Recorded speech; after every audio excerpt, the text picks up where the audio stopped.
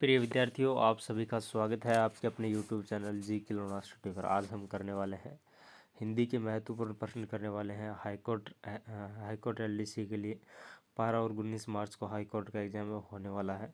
तो इसमें हिंदी, जीके और अंग्रेजी के प्रश्न है वो पूछे जाएंगे 50-50 प्रश्न। इन तीनों की अलग से प्लेलिस्ट है वो आपको मिल जाएगी, वहाँ से जाकर आप देख सकते हैं। बहुत महत्वपूर्ण प्रश्नों का संग्रह है। तो चलिए फिर स्टार्ट करते हैं। आज का हमारा 1 नंबर प्रश्न है हिंदी का कि किस शब्द में सम उपसर्ग नहीं लगा हुआ है? समर्थ, संतोष, संस्कृत या फिर सज्जन। तो जो साफ साफ दिखाई दे रहा है सज्जन शब्द है, इसमें सत उपसर्ग है सज्जन, तो जो हमारा डी नंबर ऑप्शन एकदम राइट हो जाएगा। अगला प्रश्न है 2 नंबर प्रश्न, किस क्रम में विशेषण युक्त प्रत्यय नहीं है? पठनीय, चिंतित, विशेषज्ञ या फिर समझौता। कौन सा क्रम है जिसमें विशेषण युक्त प्रत्यय नहीं है?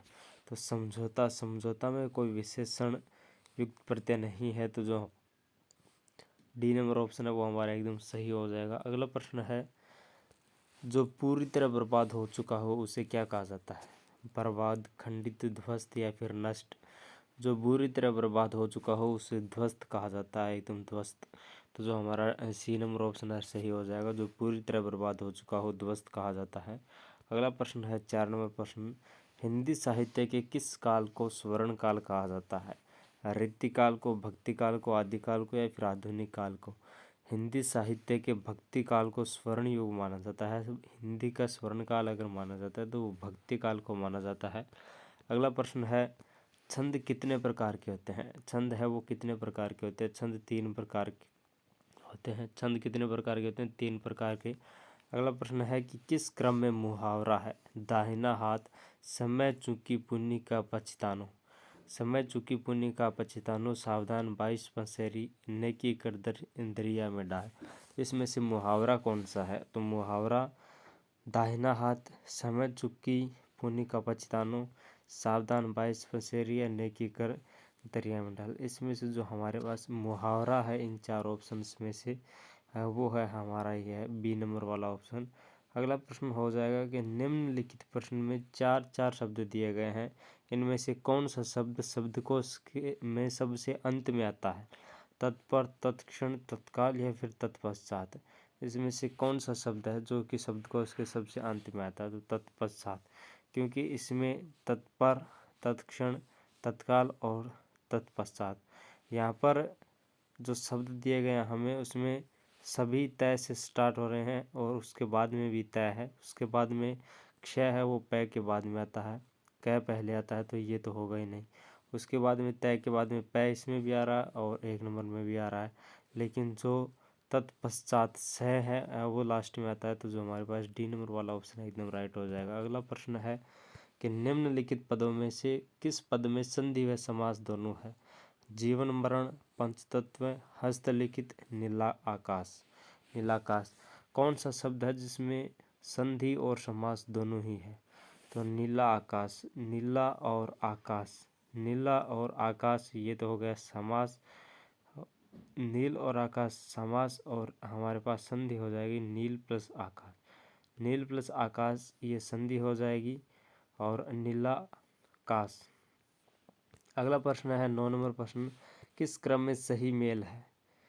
अंश सूर्य, अंश कंधा, छात्र छात्रा, छता क्षत्रिय, तुरंग घोड़ा, तरंग लहर, प्रसाद मंदिर, प्रासाद कृपा। कौन सा क्रम है जिसमें सही मेल है?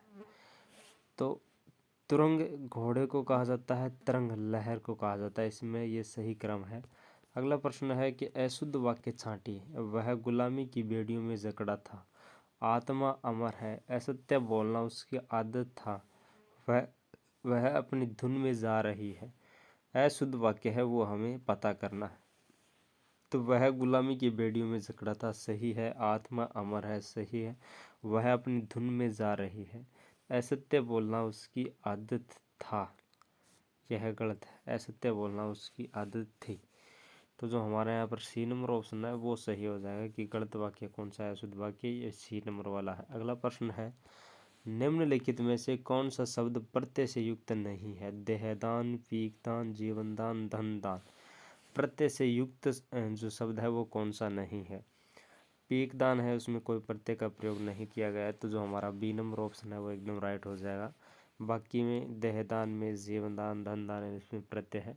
अगला प्रश्न है सोना चांदी में संज्ञा का भेद बताइए। समूहवाचक, जातिवाचक, द्रव्यवाचक या इनमें से कोई नहीं। सोना चांदी में संज्ञा के भेद बताइए। सोना और चांदी, सोना चांदी में संज्ञा का भेद द्रव्यवाचक है, इसमें द्रव्यवाचक संज्ञा है। अगला प्रश्न है गरल का सही विलोम शब्द है वो कौन सा है। गरल का सही विलोम शब्द होगा वो सुधा होगा, ना कि तरल, गिल्ला या फिर गौरव।